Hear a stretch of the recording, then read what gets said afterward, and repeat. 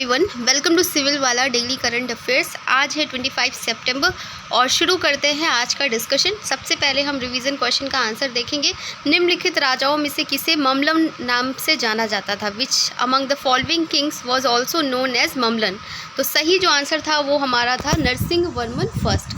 तो नरसिंह वर्मन फर्स्ट, एक तो आपको ये याद रखना है कि किस वंश से रिलेटेड थे, वो पल्लव वंश से रिलेटेड थे और उन्हें ममलन भी कहा जाता था, जिसका अर्थ होता है महान पहलवान। ममलापुरम या महाबलीपुरम का नाम उनके नाम पर ही रखा गया था। आपसे स्टेटमेंट में दे सकते हैं, तो इसे याद रखिएगा। नरसिंह वर्मन अपने पिता की हार का बदला लेने चाहते थे, जिन्हें चालुक्य राजा पुलकेशिन द्वितीय या सेकंड ने हराया था। उन्होंने पुलकेशिन सेकंड को कांची के पास मणिमंगलम की लड़ाई में हराया था। तो ये पूछ सकते हैं कि मणिमंगलम की जो लड़ाई है वो किससे रिलेटेड है, तो भी इसे याद रखिएगा। नेक्स्ट क्वेश्चन था हमारा, सारनाथ बुद्ध के जीवन से संबंधित निम्नलिखित में से किस घटना से जुड़ा हुआ है? Sarnath is related to which among the following events in the life of Buddha? तो जो सही आंसर है वो है हमारा पहला उपदेश, फर्स्ट सर्मन। सारनाथ का हिरण उद्यान वह स्थान है जहां गौतम बुद्ध ने पहली बार धर्म का उपदेश दिया था, जहां बौद्ध संघ का निर्माण हुआ। यहीं पर बुद्ध ने धर्म पर चक्र प्रवर्तन सूत्र की शिक्षा दी। उन्हें उनके ज्ञान प्राप्ति के बाद पहला उपदेश था, जिसमें उन्होंने 4 आर्य सत्य और उनसे संबंधित शिक्षाओं को सिखाया था। अब हम करंट क्वेश्चन का आंसर देखते हैं। हाल ही में कौन सा देश विश्व स्वास्थ्य संगठन से आधिकारिक मान्यता प्राप्त कर कुष्ठ रोग को समाप्त करने वाला पहला देश बन गया है? Recently which country has become the first country to eliminate leprosy getting official verification from the World Health Organization? ये इंपॉर्टेंट क्वेश्चन है हमारे अपकमिंग एग्जाम के लिए। तो ये है हमारी कंट्री, कौन सी है? जॉर्डन। तो जॉर्डन ऐसा देश हो गया जिसने लेप्रोसी को ख़त्म किया है। आज का पहला क्वेश्चन देखिए, उससे पहले जैसे कि कई जो है सोर्सेज में दिखाया जा रहा है कि पेपर आपका पोस्टपोन हो जाएगा ऐसा करके। तो देखिए, जब तक कोई भी ऑफिशियल नोटिस नहीं आ जाता है आयोग की तरफ से, आप अपनी पढ़ाई जो कि बहुत, मैं मान रही हूँ, अच्छी चल रही होगी, अगर हम उसी डेट को मानते हैं तो 27 अक्टूबर को ही मानते हैं, तो हमारे पास तो सिर्फ 30 डेज़ बचे हैं। तो उस हिसाब से आपकी पढ़ाई भी उसी रिदम में होगी। तो उस रिदम को बिल्कुल भी मत तोड़िएगा।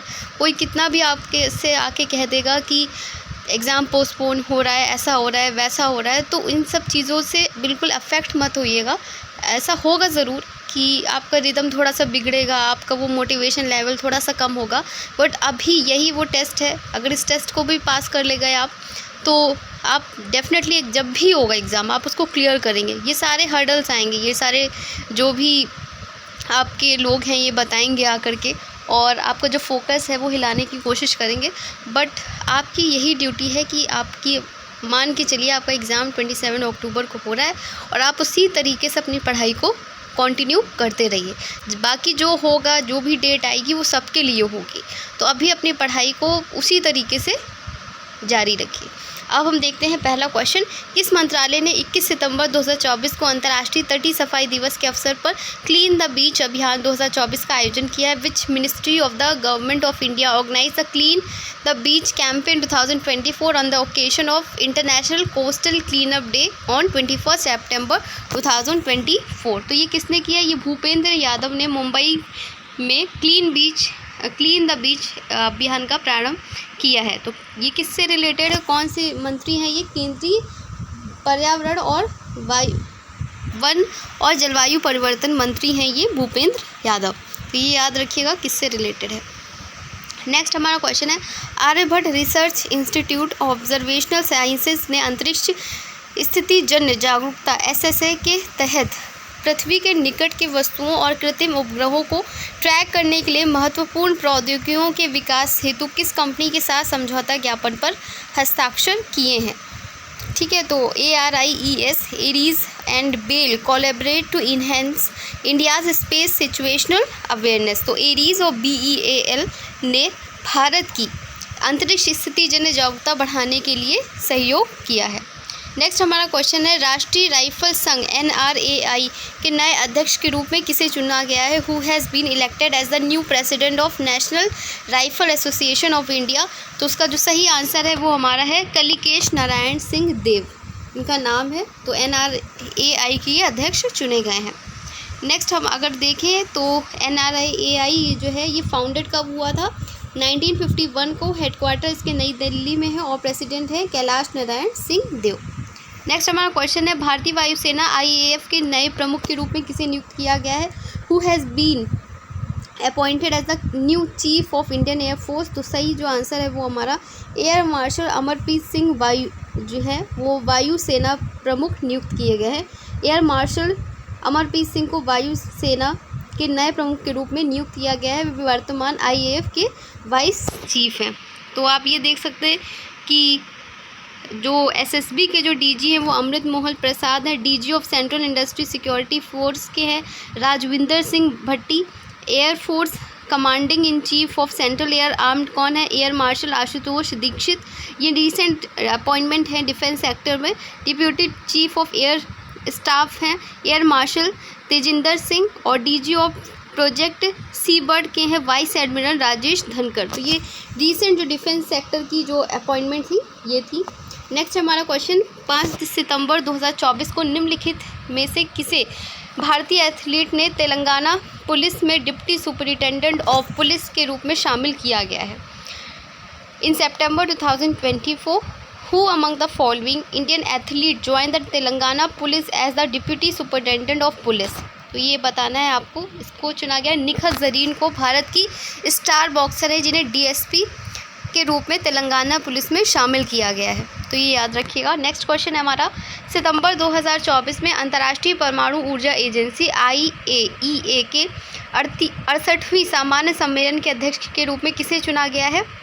In September 2024, who among the following was elected as the president of the 68th General Conference of the International Atomic Energy Agency?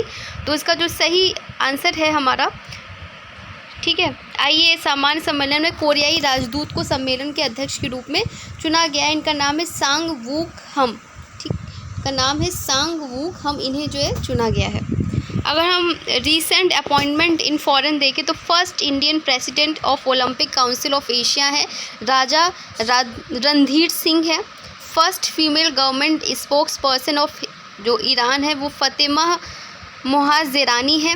CEO of Nestle हैं, इनका नाम है लॉरेंट फ्रेक्सी। इंडिया परमानेंट रिप्रेजेंटेटिव और टू UN है P Harish है जिन्होंने रुचिरा कंबोज की जगह ली है। और CEO ऑफ बोइंग है रॉबर्ट कैली। नेक्स्ट हमारा क्वेश्चन है सितंबर 2024 को ध्रुवी पटेल को मिस इंडिया वर्ल्ड वाइड 2024 के रूप में विजेता के रूप में घोषित किया गया है। जो भारत से के बाहर सबसे लंबे समय तक चलने वाली भारतीय सौंदर्य प्रतियोगिता है वह किस देश से है? तो ध्रुवी पटेल ने मिस इंडिया वर्ल्ड वाइड 2024 का खिताब जीता है। और ध्रुवी पटेल एक कंप्यूटर सूचना प्रणाली की छात्रा हैं और ये अमेरिका से हैं। नेक्स्ट हमारा क्वेश्चन है कौन सा शहर 25वें अंतर्राष्ट्रीय फिल्म अकादमी पुरस्कारों की मेज़बानी करेगा? Which city will host 25th edition of the International Indian Film Academy IIFA awards from March 7 to March 9, 25?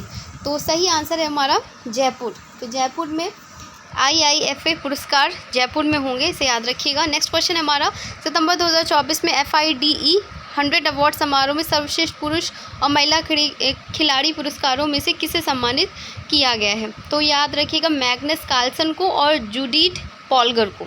Magnus Carlsen और जूडिथ पॉलगर को क्रमशः सर्वश्रेष्ठ पुरुष और सर्वश्रेष्ठ खिलाड़ी के रूप में सम्मानित किया गया है। नेक्स्ट हमारा क्वेश्चन है 10वीं विकास bank ADB।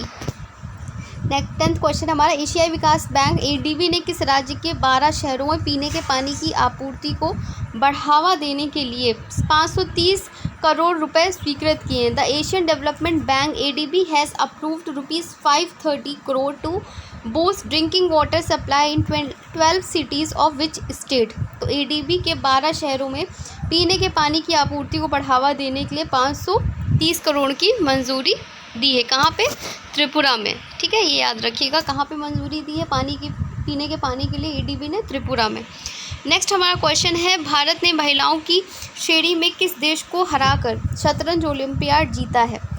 India has won the chess Olympiad 2024 by defeating which country in the women's category? तो शतरंज ओलंपियाड 2024 में भारतीय टीमों ने 2 श्रेणियों में स्वर्ण जीता है और ये भारत ने हंगरी के बुडापेस्ट में ये आयोजित हुआ था जिसमें दोहरा स्वर्ण पदक जीता है। नेक्स्ट हमारा क्वेश्चन है, हाल ही में खबरों में रहने वाला ईमू एक उड़ानहीन पक्षी है, ये किस देश का मूल निवासी है? Emu a flightless bird recently in news is a native to which country? तो सही आंसर है हमारा ऑस्ट्रेलिया। या शोधकर्ताओं ने ये खोजा है कि ईमू के पंखों की हड्डियों में महत्वपूर्ण रूप से संकुचन देखने को मिला है और ये अध्ययन इन अनूठे पक्षियों में कंकाल संरचनाओं को आकार देने वाली विकासात्मक प्रक्रियाओं पर प्रकाश डालता है। तो ये याद रखिएगा कि ये न्यूज़ में था। एमू पक्षी कहाँ से रिलेटेड है? ऑस्ट्रेलिया से रिलेटेड है। अब हमारा टेक्स्ट क्वेश्चन देखते हैं, हमारा स्टैटिक वाला। निम्नलिखित में से किसका वास्तविक नाम मुगल सम्राट मोहम्मद शाह था? Which among the following was the real name of Mughal emperor Mohammad Shah? Khujasta Akhtar, Shahyar Shah Bahadur, Nadir Shah और रोशन अख्तर। नेक्स्ट हमारा क्वेश्चन है, द्वार समुद्र निम्नलिखित में से किस राजवंश की राजधानी थी? होयसला, सातवाहन, पांड्य और चोल। और टेक्स्ट क्वेश्चन है हमारा करंट का, भारतीय वायुसेना के नए प्रमुख के रूप में किसे नियुक्त किया गया है? इसका भी आंसर आपको कमेंट सेक्शन में करना है। कल मैंने ओलंपिक और पैरा ओलंपिक से रिलेटेड जितनी भी इंफॉर्मेशन थी, जितना भी फैक्ट थे, उसका एक वीडियो कल अपलोड किया था। उसका आप ज़रूर जा कर के देखें उसे और उसके नोट्स भी बनाएं। तो आज का डिस्कशन यहीं तक था। मिलते हैं कल एक नए डिस्कशन के साथ में। तब तक अपना ख्याल रखिए और किसी भी नेगेटिव चीज़ से दूर रहिए। अपनी पढ़ाई पे फुल फोकस रखिए। धन्यवाद।